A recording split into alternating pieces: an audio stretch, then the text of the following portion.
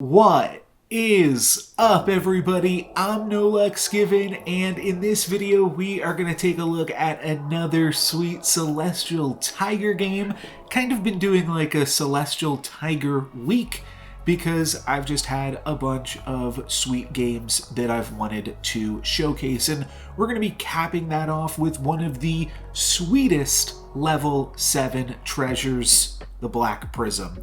So we are going to start off this game by picking up Baby Dragon, just trying to be reasonably strong in the early game, winning some fights against fellow YouTuber Duke Silver there, just by playing the Baby Dragon in the early game. But always good to hit Horde Dragon for some damage, keep them honest in the early game. And in the next turn, we will pick up Cinderella, which is great because then we can grab an early tier 2 treasure, and that can definitely give us a lot of power, potentially in the mid game or even in the end game, depending on what we find. So always glad to pick that up. I'll be locking this shop. Interestingly, it's got 2 good units and a shard of the Ice Queen, and then it also has that Black Cat. So there is a chance that like we pick up, and not sure by the way what this Fates was doing, but I guess, oh, you know what? They probably rolled on their first turn and then locked into a Happy Little Tree, and now they're faded onto Happy Little Tree. So interesting play there.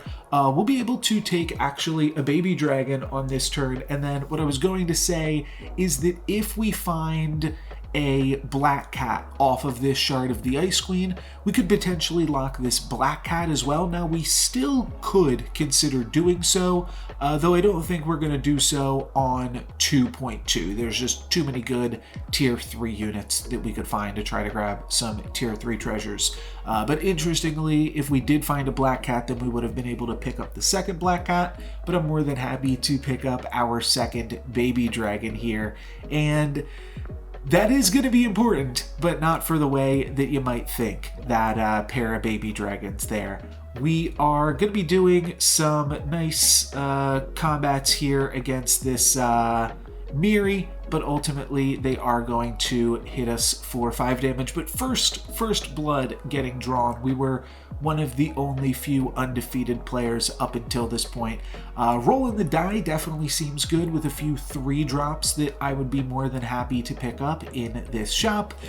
And then I definitely want to pick up the Brave Princess. Now we've got 2 questing units, so that's pretty sweet. And then we also have this pair of Baby Dragons. So we've got a few things cooking with our Celestial Tiger here to start the game. And there's a few different interesting directions that we could take this, but it's nice to have some pairs early on, and then it's obviously nice to have the questing units as well. We are going to be able to get that Slay with the Vampire, and we are going to take 5 damage yet again from this pup.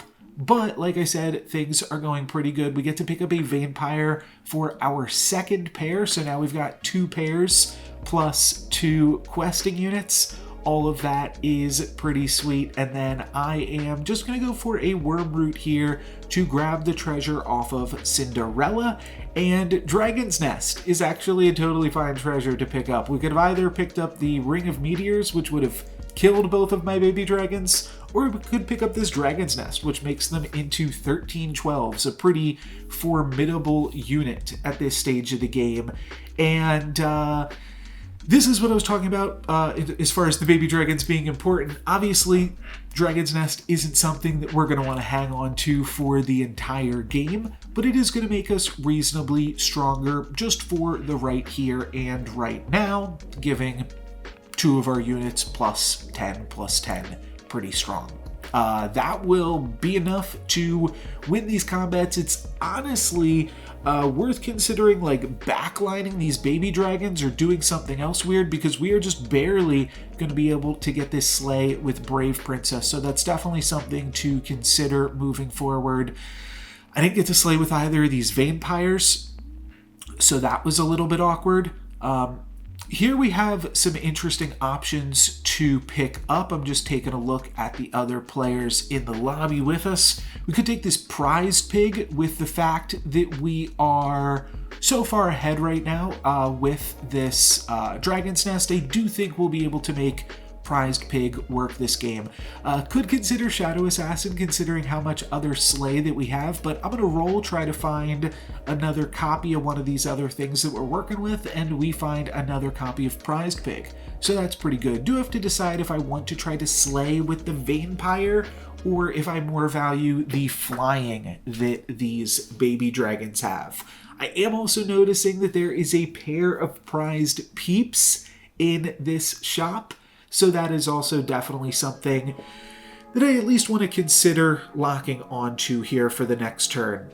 And then I also do want to make sure that we're being strong enough that my prized pigs are going to be able to survive, because that's a bunch of backline gold that we've got working with. So I'm going to sell off Cinderella for Beauty's influence on my bigger Vampire and then move my baby dragons into slot 2 and 3, because I think that's ultimately just going to be a little bit stronger for us. And that is going to be good. We've got an opponent, a Zelhua, running triple supports. So nice to take out some of their support units. Both of my vampires are going to slay, and this Brave Princess is also going to slay as well. So really fabulous turn. We're going to get both of the prized pigs surviving as well. Moving on to 4.0. We'll also grab a tier 3 treasure, and that is going to be treasure map. So I'm going to pick up both of these prized peeps, or princess peeps, and then I'm going to roll for princess peep, prized pig, vampire. Try to grab one of those 3 things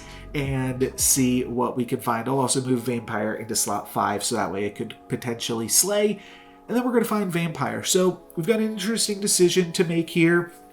We could sell both of these peeps to pick up vampire right now.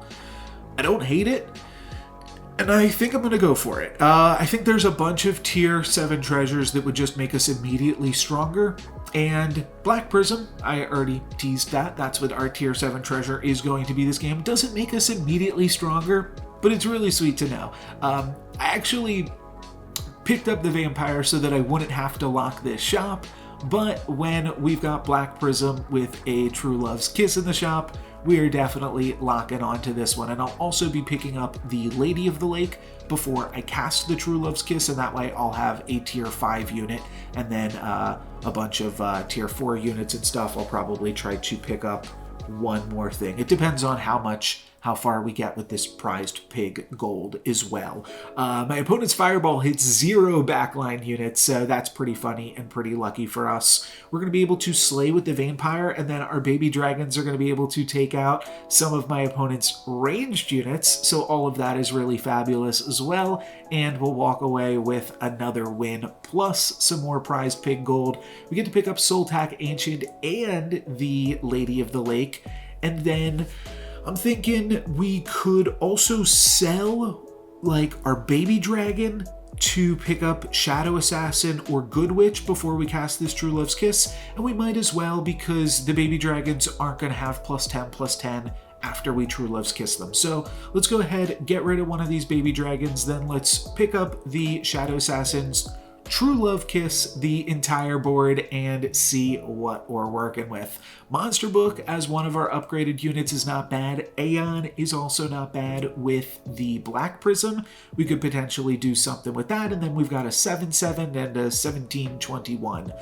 The Grim Soul could land on Aeon, and then the Monster Book will also pump up the Aeon and the Sporko. So kind of want to backline the Aeon for both of our Last Breath units. The Fairy Godmother, not really doing anything super crazy because it's basically our only good unit, but it's like a 17/25, and then we're running these other fun units in the front.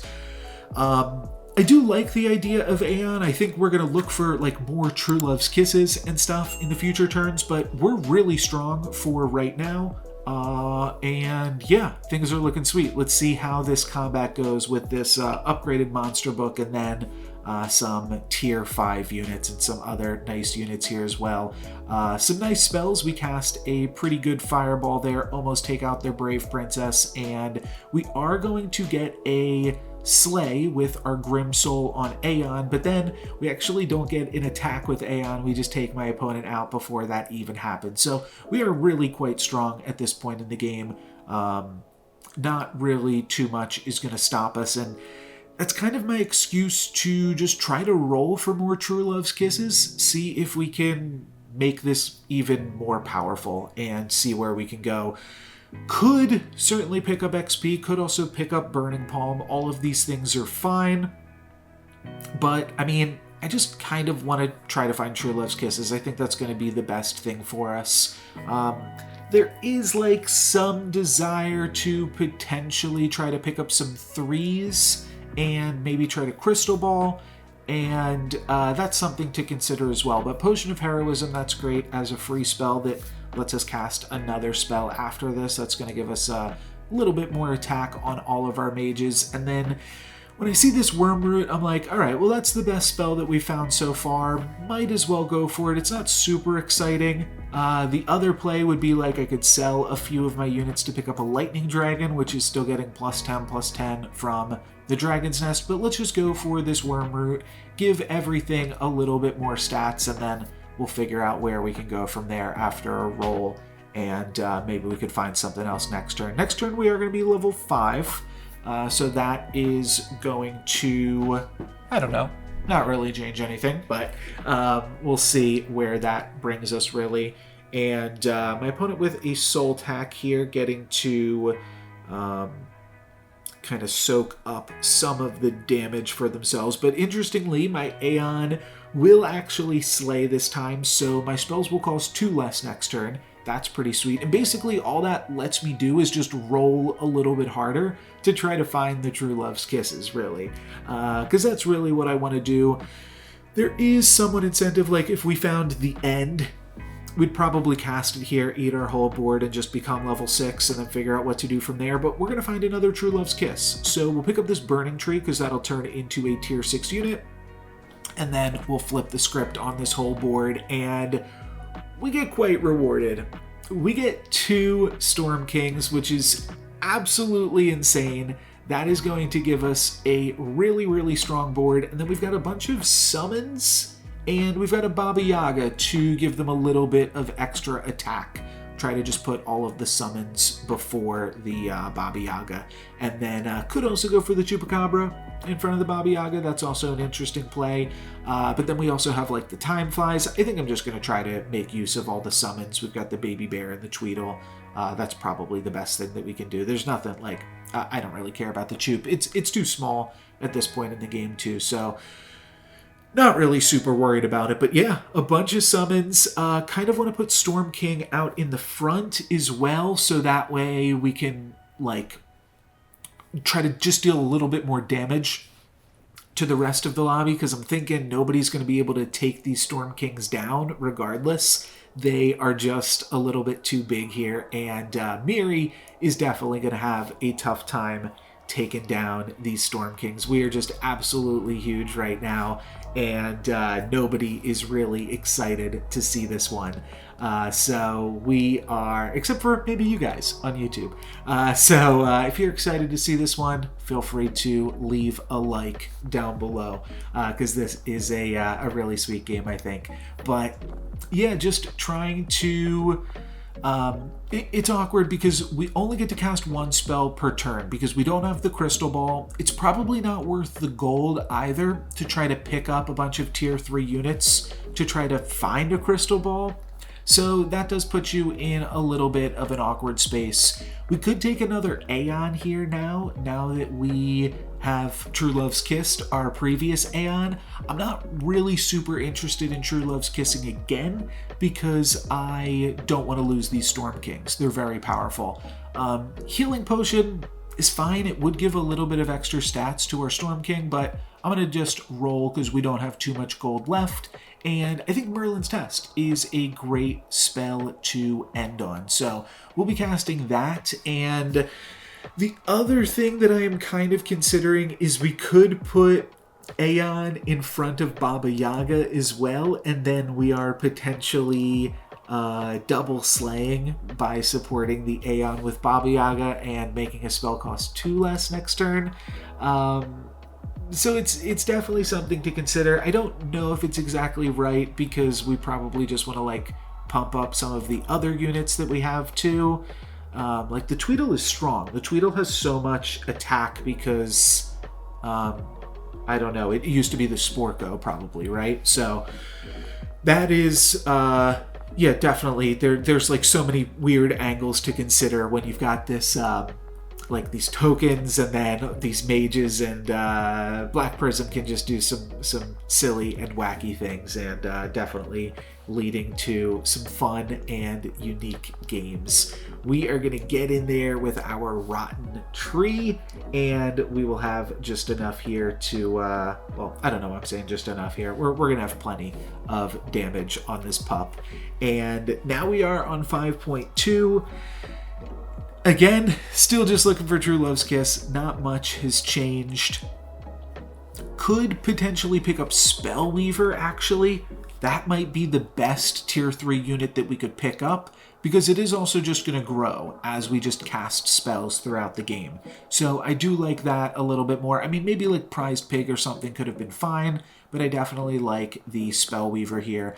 I do like Aeon, but I also want to make use of my Black Prism every single turn. I feel like if I'm not using my Black Prism, it's like I don't even have a tier 7 treasure. So let's try to make use of the Black Prism at least a little bit, even if it's just a flourish, because casting any spells is going to really grow these Storm Kings and Aeon and all that other stuff. So let's cast this flourish, give everything plus 7 health, and you can see just how many spells are getting cast by how much that Spellweaver just got pumped up there. I mean, I guess you can also count how many units we have. We have 10 units, so we just cast flourish 10 times.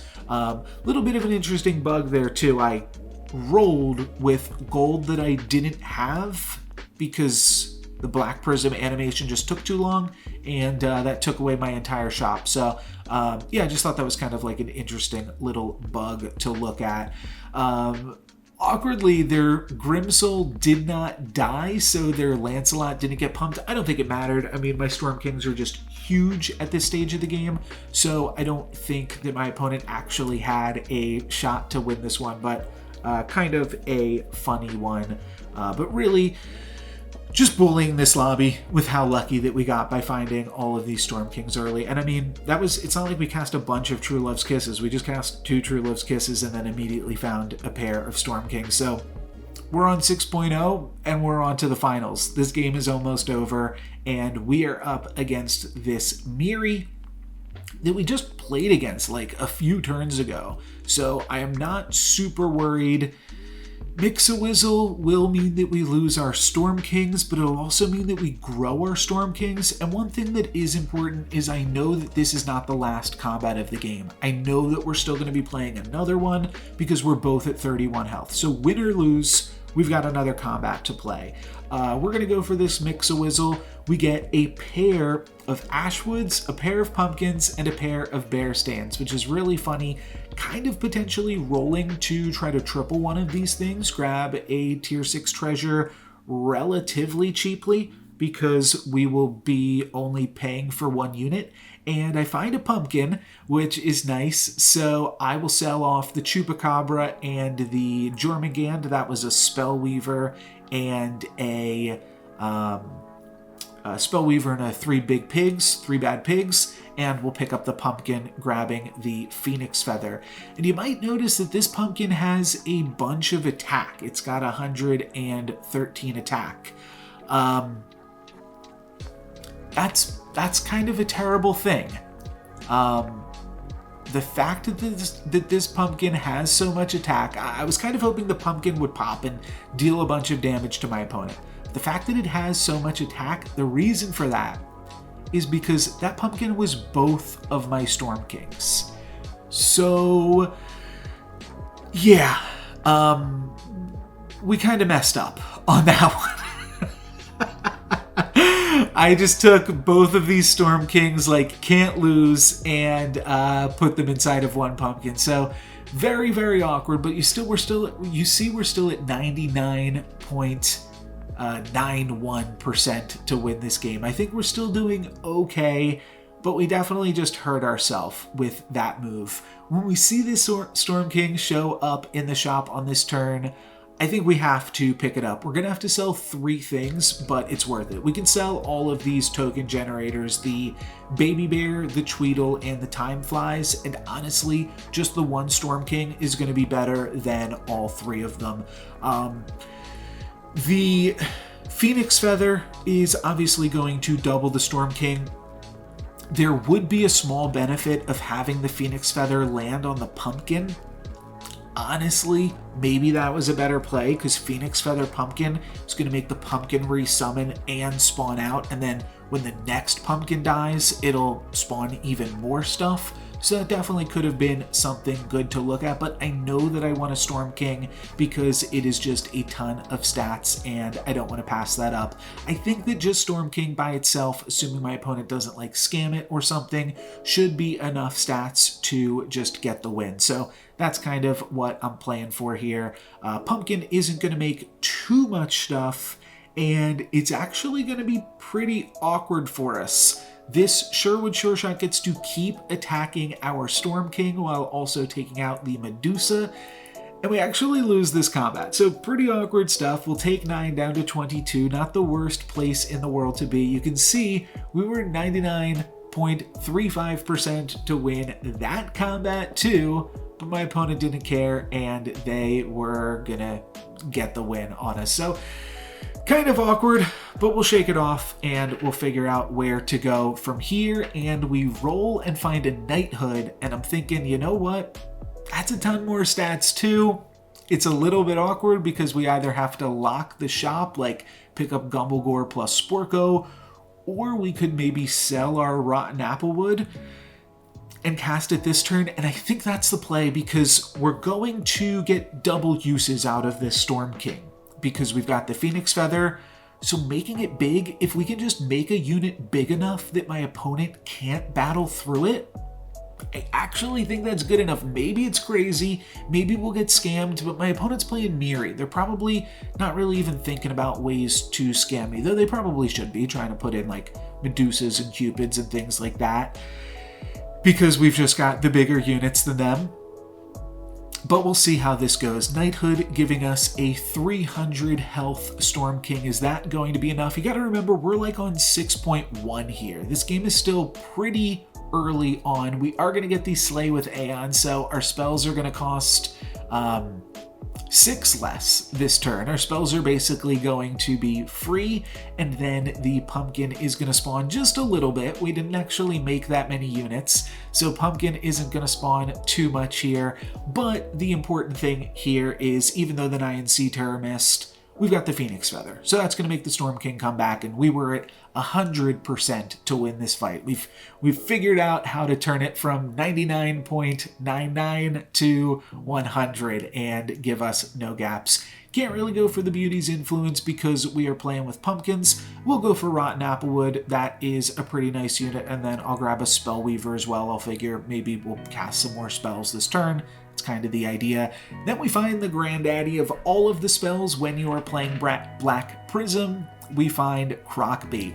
That is going to turn all of our units into Crocs, which is pretty sweet. It's also going to give us 2 tier 6 treasures, so sure, we can pick up Wand of Weirding. Maybe that'll be useful, and then we'll also grab another tier 6 treasure, also paying attention to which Croc has the Storm King in it. That's going to be really important. And then we'll grab a Singing Sword, so double the attack of all the characters in the front row. We can toss the Black Prism at this point. We are not going to need it. We'll just be double casting some like random Pigomorph or something next turn. Once you put everything in a Croc, you don't really need more. I am going to take a Crafty just to play a little bit around Scam, and then importantly, I am putting my Croc with Storm King in it in the front row, so even though we're not going to get a Phoenix Feather on Storm King for this turn, we are going to get a Phoenix Feather on this entire Crocodile, which is even better. The whole Crocodile resummons, including, and this Crocodile will remember what contents are inside of it. Then we'll also get a Storm King, an Aeon, and a Rotten Applewood. And then when this Croc dies, we'll get another Storm King, Aeon, and Rotten Applewood. So pretty sweet stuff here. That is going to make it really, really tough for my opponent to make it out of this one. They did find a Court Wizard, for this one, so that is a pretty strong unit for them. But it's not going to be strong enough. They are going to get us with the Sherwood Sure Shot. That card's been doing a lot of work, but we are going to have this pumpkin, and it's going to be protected by a unit in the front line. And then the pumpkin will get in there, and it'll spawn a whole bunch of stuff, and we'll hit my opponent for 23 damage to end the game. But that's going to be it for this one. Thank you guys very much for watching. Hopefully you enjoyed. Pretty silly ending board to all of this for a pretty silly game, but hopefully you guys enjoyed. I thought this was a fun one, but that's going to be it for me today. Thank you guys very much for watching. I'm NoLucksGiven. Peace.